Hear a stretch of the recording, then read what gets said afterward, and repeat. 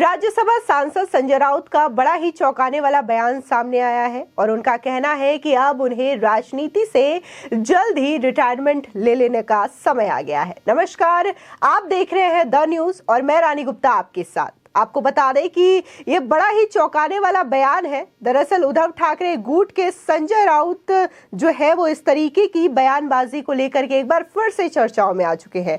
अक्सर ही वो अपने बयानों को लेकर के चर्चा का विषय बने रहते हैं, लेकिन जब से महाराष्ट्र की सियासत में उठक पटक देखने को मिली है और वहां पर महाविकास अघाड़ी की सरकार गिर गई है, तब से लगातार एक के बाद एक संजय राउत के जो बयान है वो काफी ज्यादा सुर्खियों में रहते हैं। अब इस बीच संजय राउत ने यह कह दिया है कि वो जल्दी राजनीति से संन्यास लेने वाले हैं। उन्होंने अपने रिटायरमेंट को लेकर के बात की है। बता दें कि संजय राउत ने कहा है कि पार्टी में अब हमारे जैसे लोगों को अगली सीट से पीछे की सीट पर जाने का वक्त आ चुका है। शिवसेना की कमान अब नई पीढ़ी को सौंपनी चाहिए। मैं इसी नजरिए से आदित्य ठाकरे को देखता हूं। इसके आगे राउत ने यह भी कहा कि आदित्य ठाकरे दिन ब दिन परिपक्व होते जा रहे हैं। उन्हें राजनीति के दाव पेच और बारीकियों की समझ भी आने लगी है। आदित्य ठाकरे के पास युवा सेना को संभालने का बड़ा अनुभव है। इतना ही नहीं, उन्होंने महाविकास अघाड़ी सरकार में बतौर मंत्री भी बेहतरीन काम किया है। साथ ही संजय राउत के बयान के बाद एक सवाल ये उठ रहा है कि क्या ये उद्धव ठाकरे की भाषा बोल रहे हैं कि अब आदित्य ठाकरे को पार्टी की कमान संभालनी चाहिए। इसी के साथ ही एक और सवाल ये उठता है कि क्या उद्धव के इशारे पर संजय राउत ऐसा बयान दे रहे हैं। इसी के साथ ही कई लोगों ने तो ये सवाल तक उठा दिया है कि क्या संजय राउत का ये मानना है कि क्या अब उद्धव ठाकरे में वो काबिलियत नहीं रह पाई है कि वो अब उद्धव गुट की कमान को संभाल पाए, क्योंकि सबसे देखने को मिला है कि शिवसेना दो गुटों में विभाजित हो गई है। एक शिंदे गुट और दूसरा उद्धव गुट। तब से लगातार पार्टियों में फेरबदल का दौर जारी है। कई जो उद्धव ठाकरे गुट के सांसद है, नेता है, कॉर्पोरेट्स है, वो लगातार शिंदे गुट में शामिल होते जा रहे हैं। और हाल ही में अभी 2-3 दिन पहले भी देखने को मिला था कि 60 से ज्यादा की संख्या में जो कॉर्पोरेटर्स है, नेता है और कार्यकर्ता है, उन्होंने हाल ही में शिंदे गुट ज्वाइन किया है।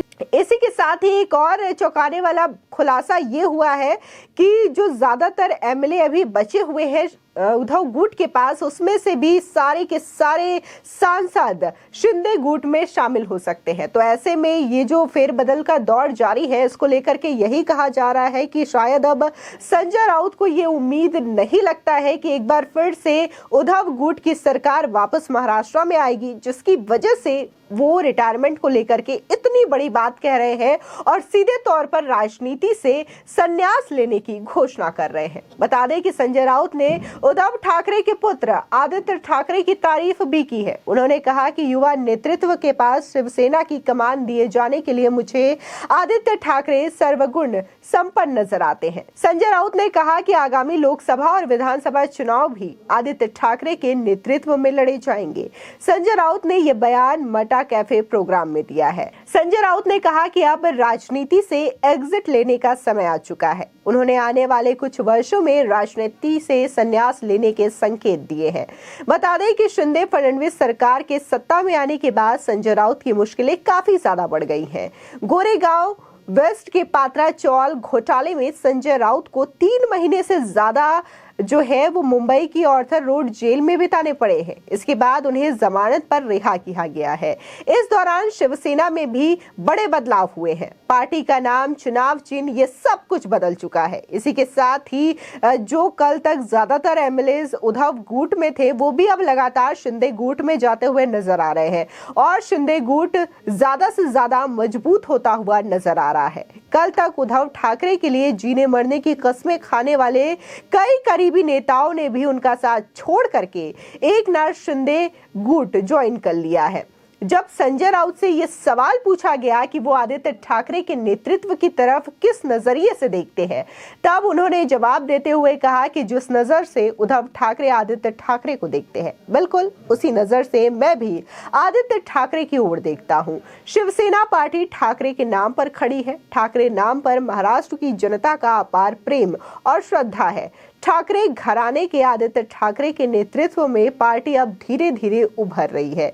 बीते 30-35 वर्षों से हम पार्टी नेतृत्व के लिए काम कर रहे हैं और मैं भी पार्टी में नेता और सांसद के रूप में काम कर रहा हूं। बीते 30 सालों से सामना अखबार का संपादक भी रहा हूं और इन सब के बावजूद अब ऐसा लगता है कि हम जैसे लोगों के पीछे बैठने का समय आ चुका है ताकि नई पीढ़ी को पार्टी की कमान सौंपी जा सके और उन्हें पार्टी को बढ़ाने का मौका दिया जा सके। आखिर हम कितने साल तक और काम करेंगे? कभी ना कभी तो हमें रिटायरमेंट लेना ही पड़ेगा, इसीलिए सही समय पर रिटायरमेंट होना चाहिए। जब हम रिटायरमेंट लें तब तक नई पीढ़ी के हाथ में पार्टी की कमान जानी चाहिए। इसके लिए आदित्य ठाकरे के अंदर मुझे सारे गुण नजर आते हैं। साथ ही संजय राउत से जब ये सवाल पूछा गया कि अगले साल विधानसभा और लोकसभा के चुनाव होने वाले हैं, इसके अलावा पार्टी भी भीषण संकट का सामना कर रही है, तो ऐसे में आदित्य ठाकरे को पार्टी की कमान दी जानी चाहिए या नहीं, तो इसके जवाब में संजय राउत ने कहा कि आदित्य ठाकरे को अगर पार्टी की कमान दी गई तो इसमें दिक्कत क्या है। अभी भी शिवसेना के तमाम अहम फैसले में उनका मत महत्वपूर्ण होता है। युवा सेना के रूप में उन्होंने एक प्रमुख संगठन भी तैयार किया है। इसके बाद शिवसेना के नेताओं की मंडली में भी अब उनका नाम शुमार होने लगा है। धीरे धीरे उनका नेतृत्व भी निखर रहा है।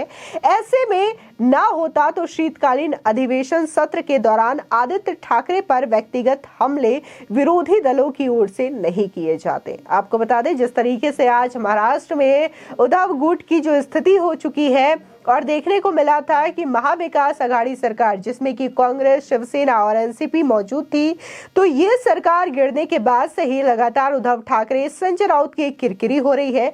ऐसे में देखने को मिला था कि समय समय पर आदित्य ठाकरे ने भी बयानबाजी की थी और लगातार वो बताते रहे हैं, एकनाथ शिंदे को गद्दार का डिक्लेयर करते रहे हैं वो। ऐसे में ये बात अहम हो जाती है जिस तरीके से संजय राउत ये कह रहे हैं कि अब नई पीढ़ी को पार्टी की कमान संभालने की जरूरत आन पड़ी है और हमें रिटायरमेंट लेने का समय आ गया है। तो इसमें लोग ये भी कह रहे हैं कि क्या अब उद्धव ठाकरे भी राजनीति से संन्यास ले लेंगे और आने वाले समय में क्या आदित्य ठाकरे ही पार्टी की मेन पोजीशन संभालते हुए दिखाई देंगे? क्योंकि जिस तरीके से संजय राउत बात कर रहे हैं कि आदित्य ठाकरे घराने से आते हैं, इस वजह से उन्हें उद्धव गुट की जो पार्टी है उन्हें संभालने का अधिकार मिलना चाहिए, तो कहीं ना कहीं यही यहाँ पर वही वाली बात हो जाती है जिस तरीके से गांधी फैमिली में ये कहा जाता है कि राहुल गांधी परिवार से आते हैं, इस वजह से उनको कांग्रेस के तमाम लीडर्स अपना नेता मानते हैं। तो क्या यही चीजें संजय राउत आदित्य ठाकरे को लेकर के कह रहे हैं? क्योंकि आदित्य ठाकरे घराने से आते हैं, बाला साहब ठाकरे के वो पोते हैं। क्या इसी वजह से उद्धव गुट के तमाम नेता आदित्य ठाकरे को अपने लीडर के तौर पर देखते हैं? जिस तरीके से स्थिति जो है कांग्रेस की हो रही है, उसी तरीके से कहीं ना कहीं आदित्य ठाकरे की भी स्थिति नजर आ रही है। फिलहाल संजय राउत ने इस बात का ऐलान कर दिया है, संकेत दे दिया है कि अब उनका राजनीति से संन्यास लेने का वक्त आ चुका है। फिलहाल आपकी इस खबर पर क्या राय है, हमारे कॉमेंट सेक्शन में जरूर बताएं। आगे की और भी अपडेट के लिए चैनल को सब्सक्राइब करना ना भूलें।